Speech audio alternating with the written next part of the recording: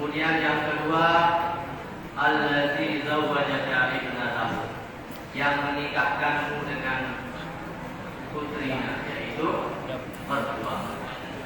Yang ketiga, sabda Nabi, orang tua kita yang ketiga adalah allazi 'allamaka ilman, yang mengajarkanmu ilmu.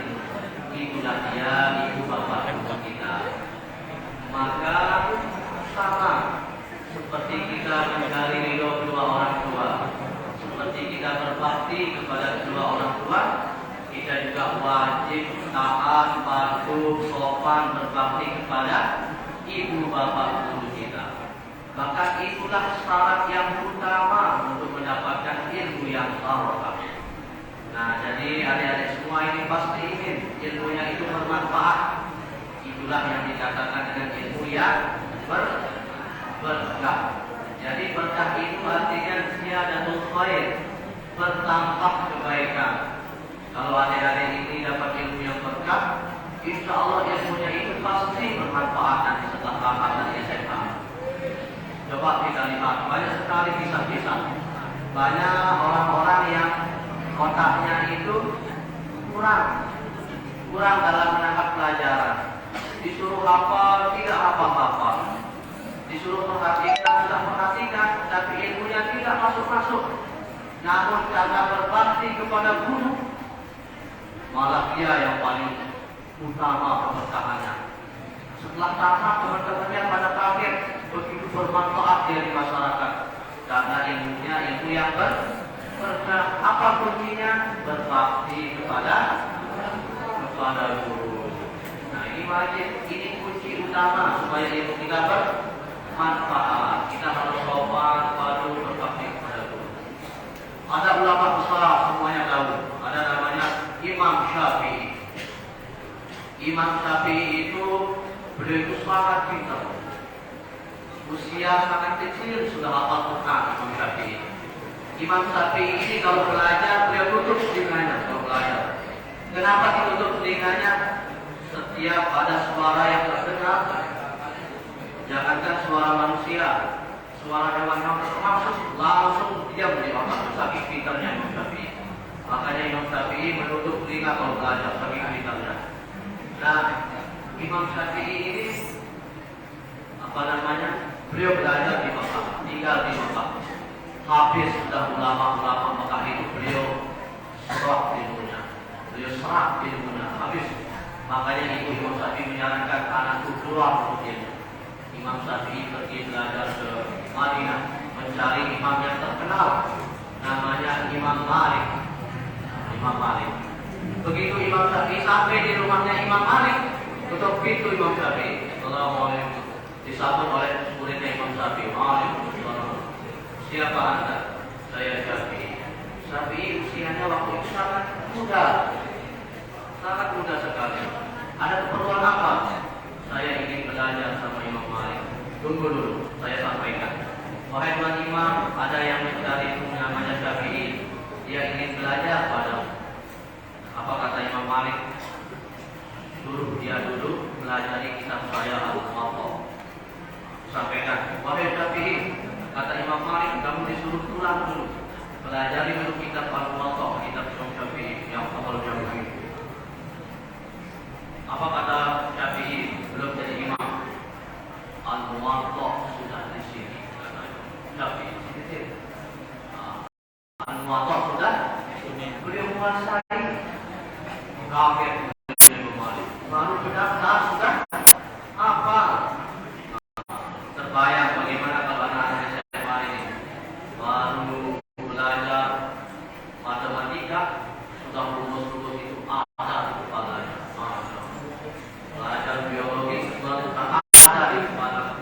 Bagaimana terjadi dulunya. Kemudian ternyata salah satu kunci Imam Syafi'i begitu luar biasa. Beliau sangat beradab sama guru beliau. Pernah ketika beliau sudah menjadi imam, beliau jalan-jalan didampingi oleh murid-murid beliau. Tiba-tiba Imam Syafi'i mendekati orang tua, orang yang sangat tua, yang tidak terkenal,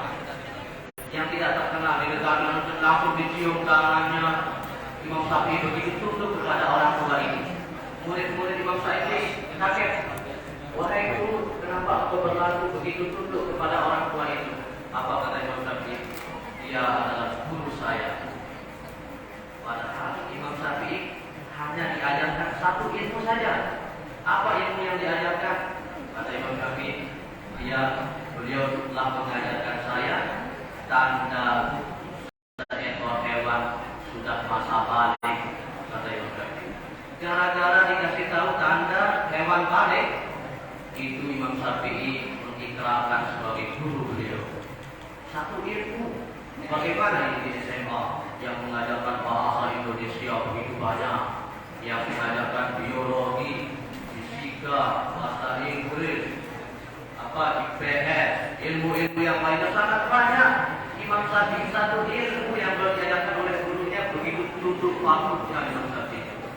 Apalagi ini dari sekolah guru kita, masya Allah, itu sabar, punya dihadapi terus begitu banyak rintangan beliau, begitu banyak tugas di rumah, beliau tinggalkan untuk anak-anak semua. Imam Syafi'i satu ilmu yang beliau diajarkan, beliau langsung ikhlaskan dirinya sebagai murid patuh. Itu ilmu yang mungkin banyak orang menganggapnya remeh. Salah satu tanda hewan itu balik. Bagaimana kalau kita diajarkan banyak ilmu, maka berlipat-lipat kali wajib kita patuh kepada guru-guru kita. Siapa yang kenal khalifah yang keempat? Siapa namanya? Ya siapa? Khalifah Ali bin Abi Thalib. Ali. Ali bin apa? Ali bin Abi Thalib. Ali bin dari kaum Adam yang benar. Ali bin Abi Thalib. Apa kata Ali bin Abi Thalib? Ana ahkuman allaman harfa. Saya siap jadi hamba sahaya. Siapa yang mengajarkan saya satu huruf saja, kata Imam Ali, saya ikhlaskan diri saya sebagai hamba sahaya. Tahu adik-adik hamba sahaya itu?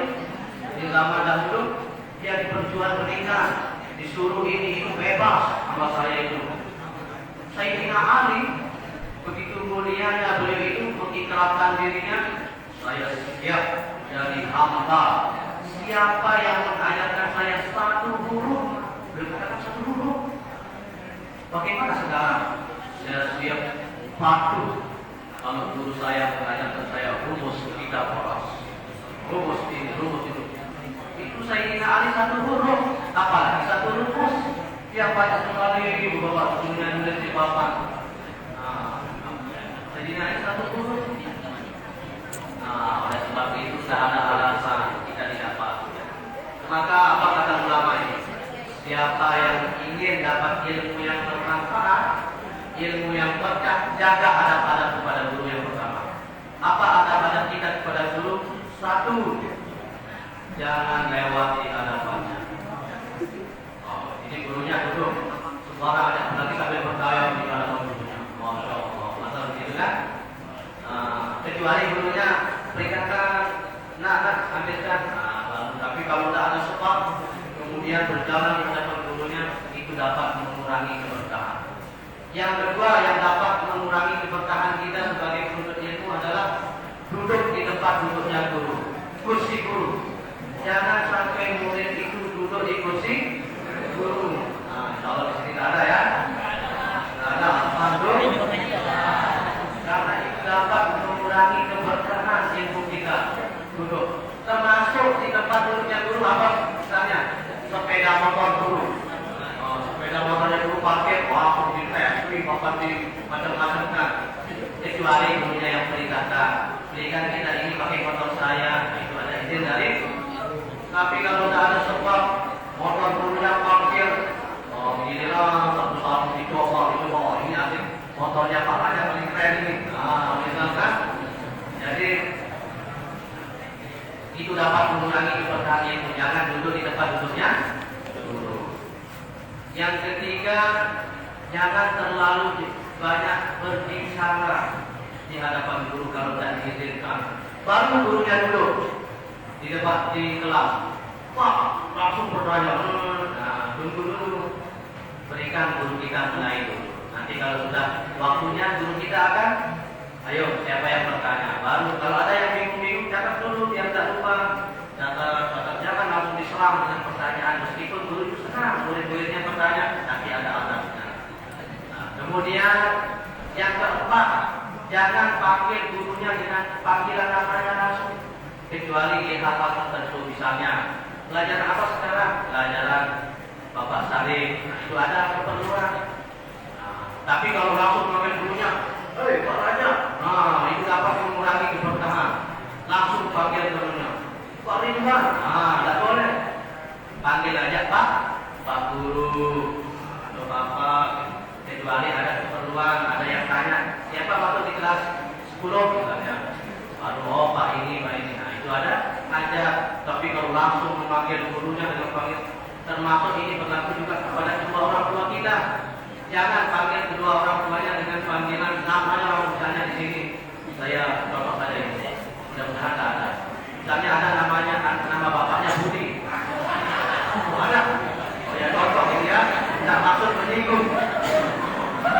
Pak Budi, itu tidak boleh. Tidak boleh, ya. Pak, ibu bapak.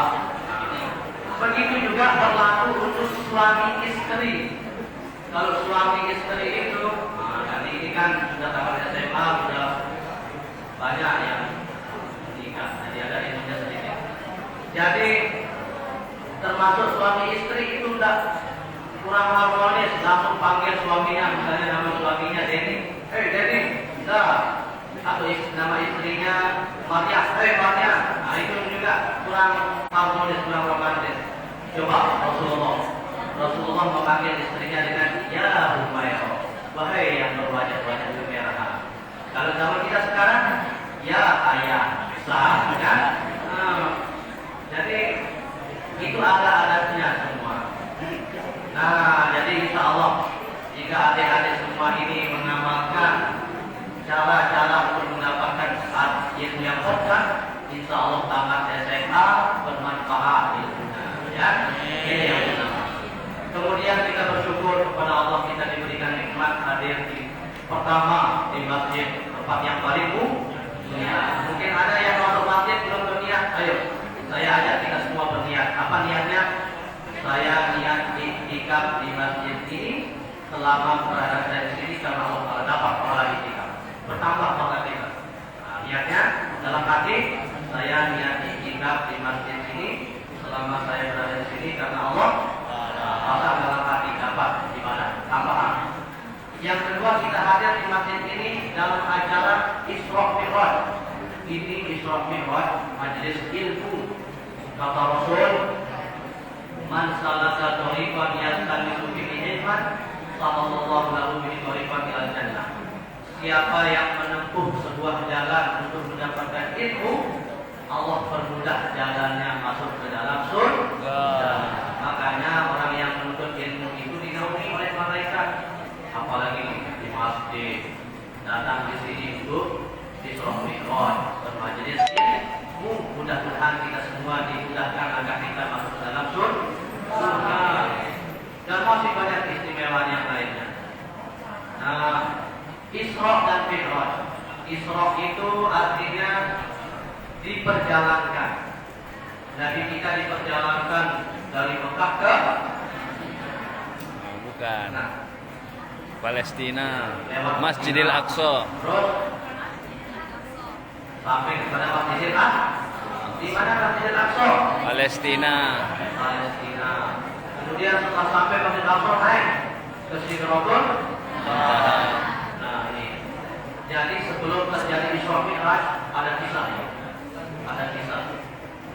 Sebelum terjadi Isra Mi'raj diceritakan di kitab Surahul Nasihin bahwasannya langit dan bumi itu berdebat. Langit dan bumi kok bisa langit dan bumi berdebat? Apa dia bisa berbicara? Allah berfirman, segala sesuatu ini bertasbih, firman Allah. Akan tetapi kalian tidak paham bagaimana tasbih mereka. Pohon-pohon bertasbih, kipas angin sedang bertasbih, semua ini sedang bertasbih. Nabi jadi saksi. Makanya Rasulullah mendapatkan salam dari batu. Ketika Rasulullah naik ke atas gunung, gemetar gunungnya, grogi, saking cintanya kepada Rasul. Grogi begitu dinaiki oleh Rasulullah gunung itu, gemetar gunung itu. Tenang, Rasulullah. Ketika Rasulullah jalan, batu yang salah sama Rasulullah. Apalagi langit dan bumi secara umum, berdebat. Langit dan bumi berdebat. Pertama yang buat masalah langit yang mancing. Hei bumi, kata langit. Saya ini lebih hebat daripada kamu, kata langit. Di langit itu ada matahari, ada bulan, ada planet, ada bintang, ada yang lain-lain. Saya tak hafal pelajaran apa itu? Biologika. Dari apa? Fisika. Apa kata bumi? Dulu di bumi itu lebih istimewa, kata bumi. Kalau di bumi ada laut yang indah, ada sungai. Sungai apa yang paling besar? Amazon. Ada sungai Angga, sungai apa saya tak hafal, saya tak hafal. Ada gunung apa yang paling tinggi? Everest. Mount Everest. Kemudian ada apa lagi? Ada bendungan berjaringan. Tidak kan? Pokoknya banyak sekali, tidak bisa kita sebutkan. Apa kata langit? Tunggu dulu. Di langit itu ada Baitul Ma'mur, kata langit. Apa itu Baitul Ma'mur? Menaranya Ka'bah diulang tinggi ke langit. Di situ malaikat itikaf, malaikat tawaf di Baitul Ma'mur. Kemudian apalagi kata bumi jawab dulu. Kalau di bumi ada Ka'bah. Di Ka'bah itu juga tawaf para nabi, para rasul, orang-orang soleh di Ka'bah. Langit tak mau kenapa? Tunggu dulu. Di langit itu ada surga, ada tempat ruh-ruh para nabi dan rasul, para wali. Kemudian terakhir bumi menjawab. Setelah bumi menjawab ini terdiam, langit tidak bisa berkata apapun. Apa kata bumi? Kalau di bumi itu ada Sayyidul Anbiya wal Mursalin, pemimpin para nabi dan rasul. Di bumi itu ada Habibullah, kekasihnya Allah. Di bumi itu ada Khatibul Anbiya, penutup para nabi dan rasul. Di bumi itu ada khairul khalqillah, sebaik-baik hamba Allah, yaitu Nabi besar Muhammad sallallahu alaihi wasallam. Terdiam langit tidak bisa berkata apapun. Langsung langit itu nangis. Gimana Pak? Nangis mengadu kepada Allah. Ya Allah, kata langit, Engkau memuliakan bumi dengan kekasihmu Rasulullah. Ya Allah, kami mohon muliakan juga kami, angkat Nabi Muhammad ke langit. Dijawab doanya langit. Maka pada malam 27 Raja Allah perintahkan kepada malaikat Israel. Malaikat Israel, siapa itu malaikat Israel dulu? Cabut nyawa. Cabut nyawa. Malaikat Israel sokok cabut nyawa malam ini spesial. Istirahat sebentar. Kemudian Jibril turun ke surga. Kemudian ambil buruk di situ. Jadi buruk itu kendaraan para nabi dan rasul. Ambil buruk, turun malaikat Jibril. Begitu sampai di Riyadul Jannah, taman-taman surga, di sana ada 40.000 buruk. 40.000 buruk dan satu buruk yang lagi tertunduk, sedih, gundah, galau, gelisah, merana, lengkap buruk yang satu ini. Kemudian ditanya oleh malaikat Jibril, apa katanya? Wahai buruk, kenapa sendirianmu yang sedih seperti ini, yang lain-lain berbahagia? Apa kata buruk ini? 40.000 tahun yang lalu saya sudah mendengarkan tentang Muhammad dengan keistimewaannya. 40.000 tahun yang lalu saya sudah mendengarkan tentang Muhammad dan kita mengatakan tentang Muhammad. Kemudian sejak itu saya langsung jatuh cinta pada orang ini. Karena tahu keistimewaannya Nabi Muhammad, orang ini langsung jatuh cinta. Kemudian orang ini mengatakan, "Ittaqtu binaril ishqi." Kemudian aku terbakar oleh api kerinduan. Tuh kata orang. Terbaik kan orang ini? Apa kata orang? Ittaqtu binaril ishqi ilaihi. Aku terbakar dengan api kerinduan padanya.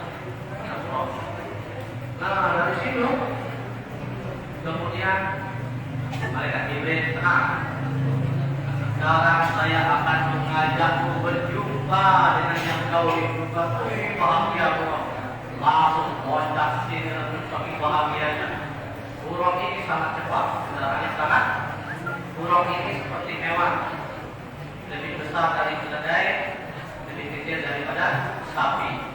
Kemudian punya sayap antara pahanya. Nah, kemudian turunlah burung. Turun burung sama malaikat Jibril. Namun sebelumnya Nabi Muhammad dibelah dadanya oleh malaikat Jibril bersama malaikat Mikail. Kemudian dicuci dengan air zam-zam. Tapi dicuci bukan maksudnya dibersihkan dari kotoran. Nabi Muhammad udah yang paling suci, paling bersih, paling sempurna, sudah tidak kotor. Nah, apa maksudnya dicuci itu dijelaskan oleh ulama. Dicuci itu maksudnya dikeluarkan dari hati beliau itu rahmat untuk setan. Nah, jadi kan ada ayat dalam Al-Quran kita hafal. Apa? Wa ma arsalnaka illa rahmatan lil alamin. Jadi Nabi kita itu membawa rahmat bagi seluruh alam, yang termasuk alam itu apa? Setan dan iblis termasuk alam. Maka Nabi Muhammad dicuci hati beliau itu untuk dibersihkan, tidak ada rahmat untuk setan. Kemudian diisi hati beliau ditambahkan ilmu hikmah, dan semuanya kebaikan. Nah, kemudian barulah ketika Nabi kita naik ke atas buruk. Buruk itu apa? Oh, pikir ya. Gemetar buruk begitu dinaiki oleh Rasulullah. Kenapa gemetar? Grogi. Tidak tahu perasaannya. Saking bahagianya, grogi. Kemudian kenikmatan. Saking bahagianya, terlalu bahagia dengan Rasulullah. Kenapa begitu istimewa Rasulullah? Karena Rasulullah itu adalah sebab beliau alam semesta ini diciptakan. Nur Muhammad, cahaya beliau yang pertama kali diciptakan. Jadi keindahan-keindahan yang kita lihat, misalnya pemandangan atau apa yang indah-indah, itu diambil dari percikan cahaya dari besar Muhammad Sallallahu alaihi wasallam. Beliau yang pertama kali diciptakan cahaya. Begitu cahaya Nabi kita dititip apa? Begitu diciptakan Nabi Adam, dititip cahaya Nabi kita itu di punggungnya Nabi Adam. Nur Muhammad dititipkan di punggungnya Nabi. Makanya malaikat itu berbaris di belakang Nabi Adam. Berbaris malaikat melihat keindahan Nur Muhammad. Akhirnya Nabi Adam bertanya, "Ya Allah, kenapa ini para malaikat berbaris di belakang saya, berkumpul? Ada apa ya Allah?" Allah jawab, "Mereka menikmati keindahan Nur Muhammad yang saya berikan di punggungmu." Apa kata Nabi Adam? "Ya Allah, saya juga ingin melihat keindahan itu. Saya ingin melihat sebaik-baik ciptaan itu." Maka dipindahlah cahaya Nabi Muhammad ke Nabi Adam, jempolnya Nabi Adam. Langsung Nabi Muhammad, Nabi Adam jatuh cinta. Nabi Adam membaca, "Marhaban bi habibi wa qurrati aini Muhammad ibn Abdillah sallallahu alaihi wasallam." Itu benar-benar seperti kita. Siapa yang membaca ini ketika azan, pas azan mengucapkan asyhadu anna Muhammadar Rasulullah, baca ini, insyaallah matanya sehat. Dan cuma sehat zahirnya, kita niatkan mudah-mudahan sehat dan suka kepada yang haram, ya. dan yang lain-lain. Itu amalkan. Nah, kemudian berangkatlah. Apa? Berangkat menggunakan buruk. Buruk ini sangat cepat, tapi ada yang penjelasan yang berbeda. Ternyata Nabi Muhammad menggunakan buruk itu bukan mempercepat perjalanan, tapi Nabi Muhammad menggunakan buruk itu memperlambat perjalanan. Karena Nabi Muhammad nurun ala nur, cahaya di atas cahaya. Itu ada saya tadi kan, ada yang mengatakan apa? Qamarun itu ditujukan untuk Nabi Muhammad. Saking indahnya diibaratkan seperti qamarun, bulan purnama yang sedang memancarkan cahaya yang begitu indah sempurna. Ada tadi saya banyak. Kemudian al-nurun ala nur, Nabi Muhammad itu cahaya di atas cahaya. Adik-adik belajar di fisika, berapa kecepatan cahaya? Saya tidak tahu. Hanya saya bertanya, tapi pernah dulu ketika saya juga alien belajar fisika, dengar tentang cahaya. Intinya cahaya itu sangat cepat kan? Tapi ada yang tadi yang jawab lagi. Berapa kecepatan cahaya?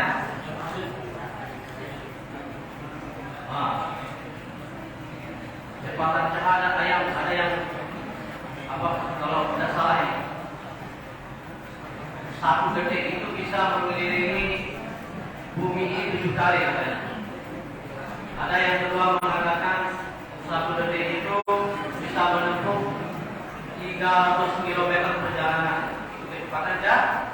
Tapi ada yang tidak tahu, nanti di perdalam lagi. Nah, itu cahaya. Bagaimana turun ala nur?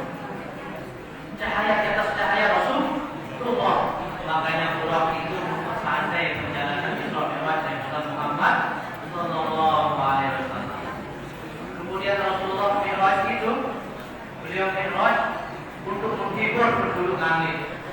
Menghibur penduduk termasuk langit tadi yang kalah cepat dengan bumi. Menghibur. Makanya Nabi Musa disuruh Rasulullah, diperintahkan Rasulullah untuk berkali-kali bolak-balik menuju Allah. Jadi singkat cerita kan perjalanan Mi'raj sangat panjang kan, sangat banyak kisahnya. Singkat cerita, ringkasnya Rasulullah mendapatkan perintah Mi'raj. Begitu bertemu dengan Allah, Rasulullah diperintahkan apa? Melaksanakan Sholat 5. Sebelum 5 waktu berapa? 50.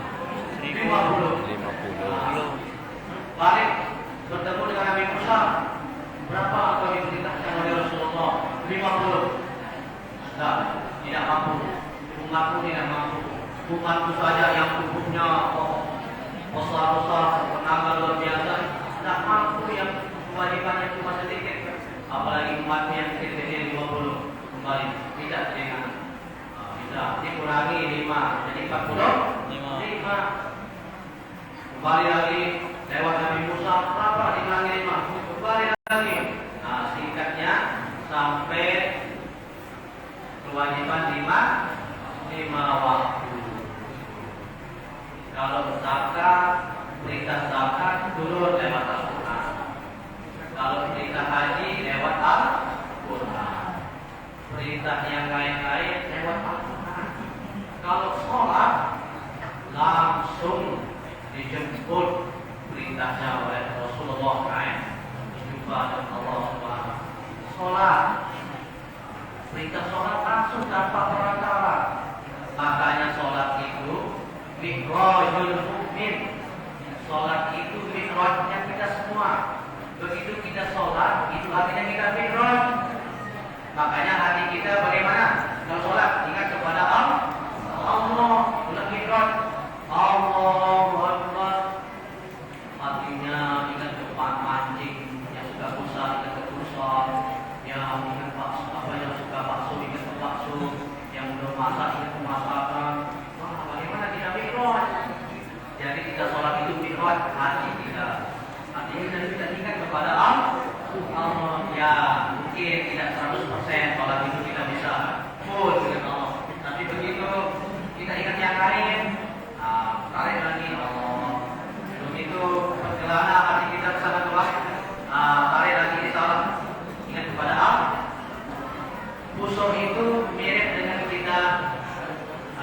ilustrasinya seperti kita mau pergi ke Tanjung nih. Pergi ke Tanjung berangkat dari Madinah. Begitu kita mau ke Tanjung, di simpangan Toko Yasin belok kanan. Salah ini bukan jalur ke Tanjung, balik lagi. Begitu sampai di simpangan Widi Ahmed belok kanan. Kalau salah ini bukan jalur ke Tanjung, belok lagi. Itulah musuh. Allahu Akbar. Ingat mancing, salah ini. Tapi jangan kata-kata banyak musuh lain.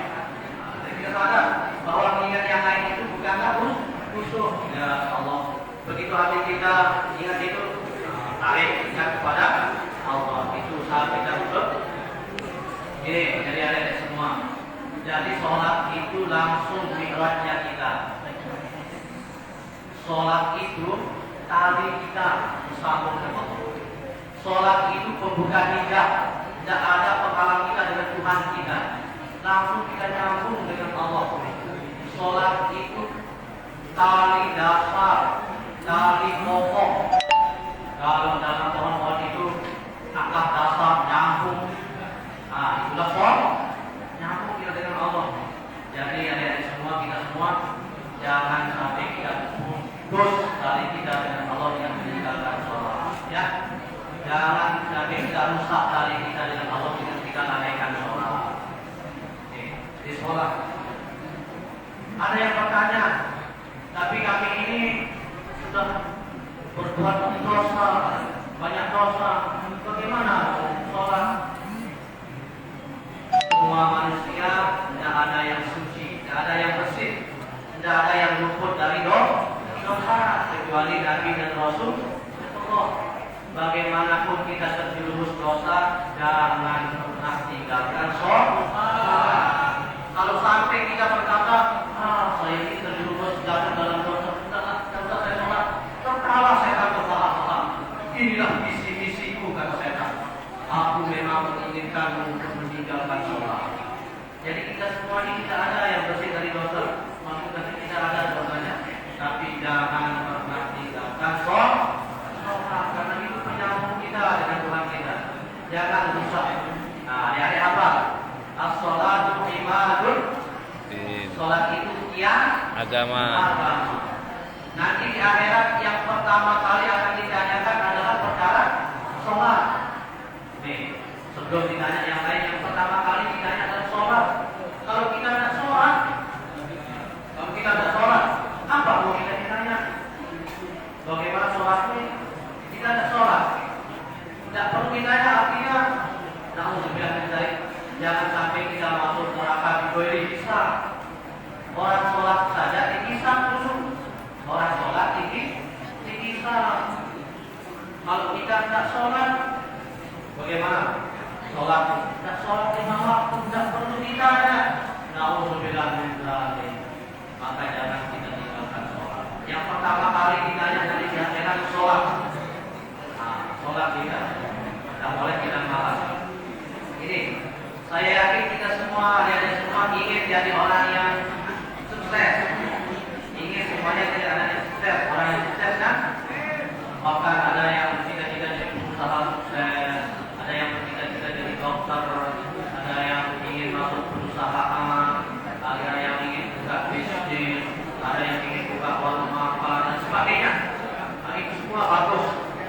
Bahkan nanti setelah tamat ini ada yang punya perusahaan, punya mobil, semuanya, semua bagus.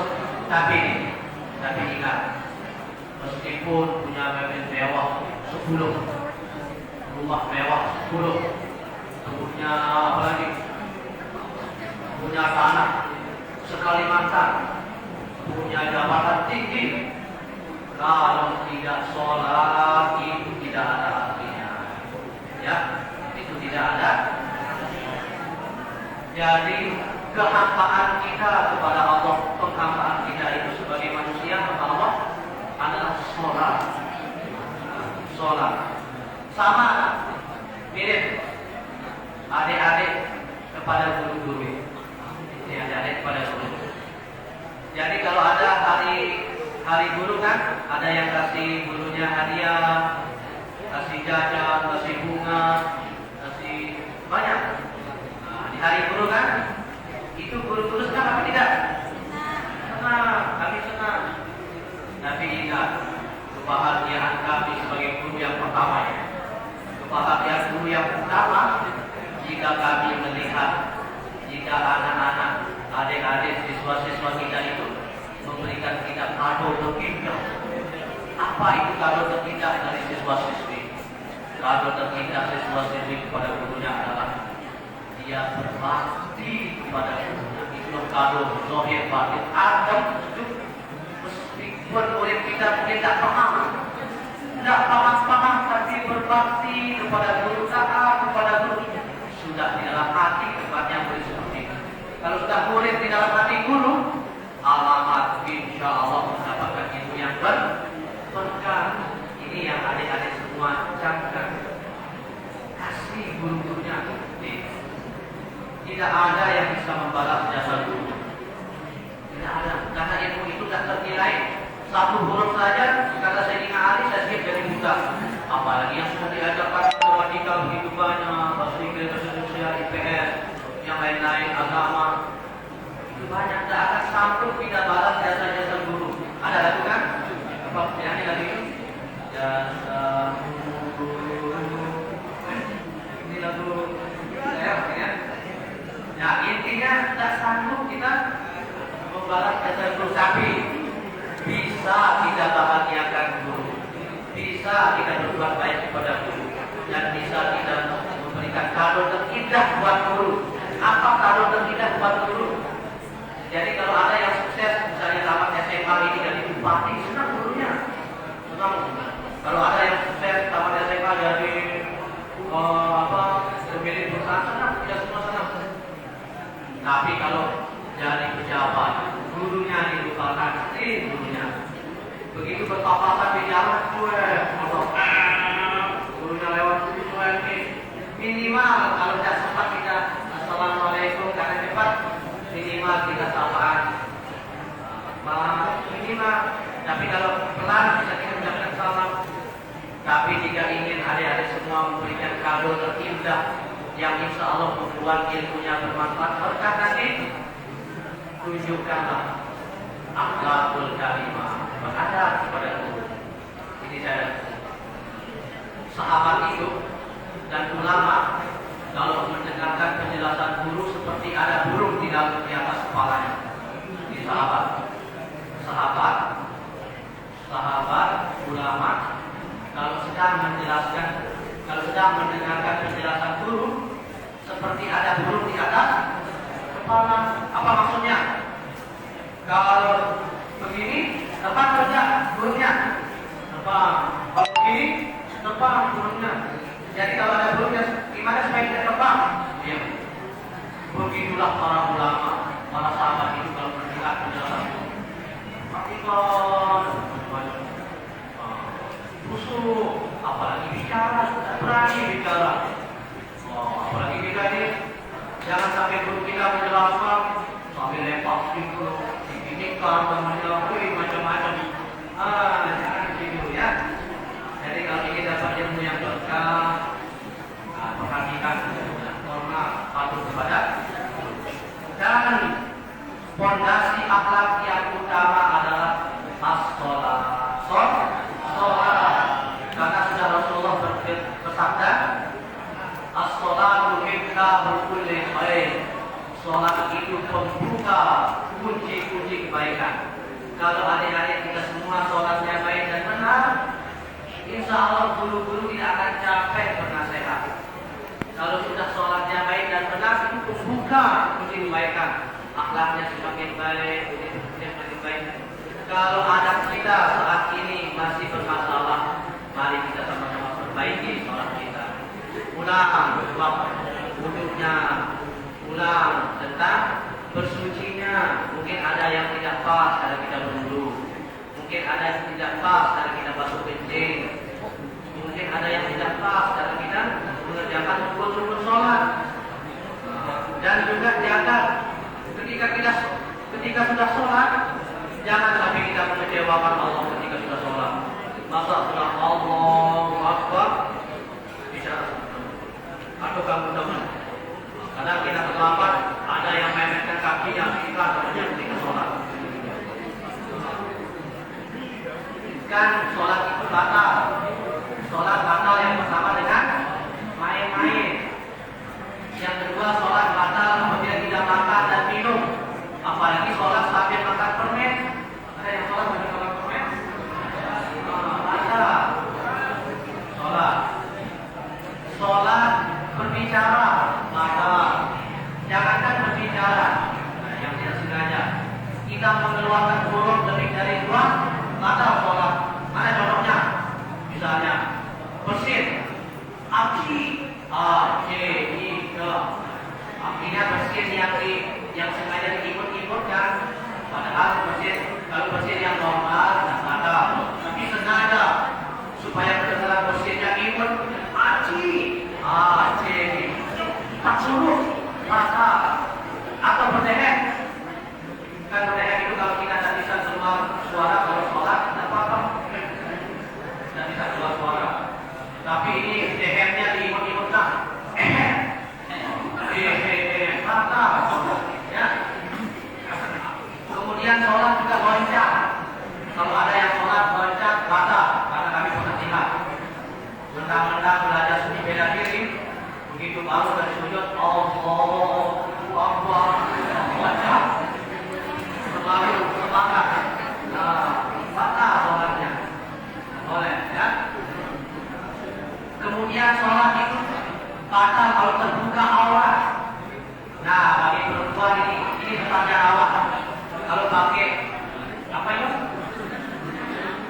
Mukena. Mukena.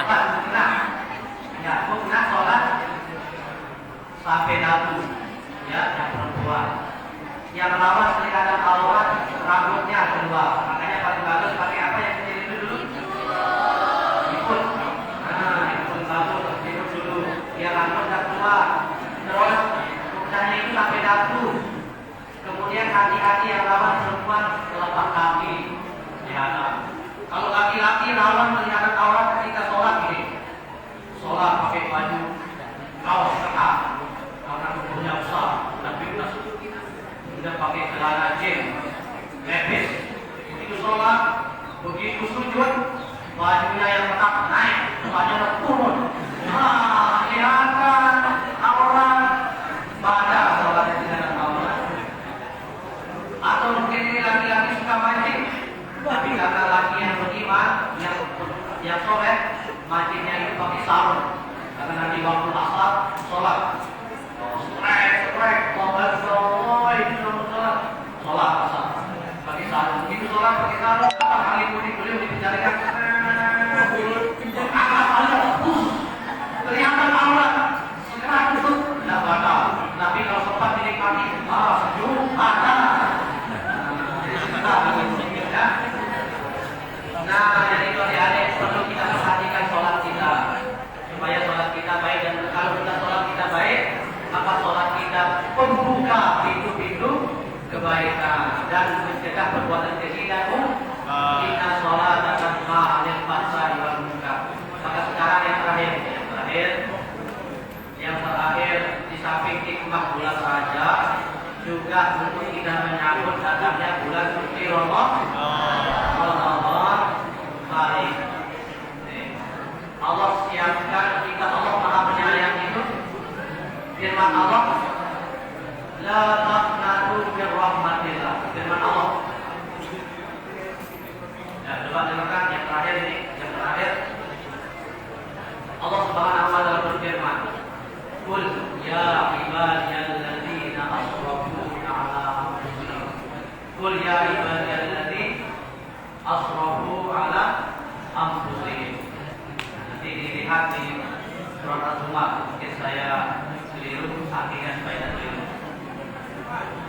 Katakanlah, wahai Rasul, seolah-olah Allah sampaikan salamku, seolah-olah Allah mengatakan sampaikan salamku lewat Rasulnya. Allah berpesan, katakanlah kepada siapa Allah ingin disampaikan salamnya.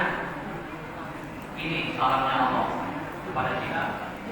Ini citranya Allah kepada kita. Ini rahmatnya Allah kepada kita. Ya ibadiyalladzina asrafu. Allah memanggil kita, wahai hamba-hambaku fakir yang banyak dosa. Orang yang banyak dosa Allah panggil ya ibadi. Wahai hamba, lembut sekali. Allah Maha Penyayang. Siapa hamba-hamba yang sebut? Yang asrom, yang melampaui batas pada dirinya, yang menzalimi diri, yang banyak dosa. Allah panggil ya ibadi. Apa pesannya Allah? La taqnatu min rahmatillah. Jangan kalian putus asa dari rahmat Allah.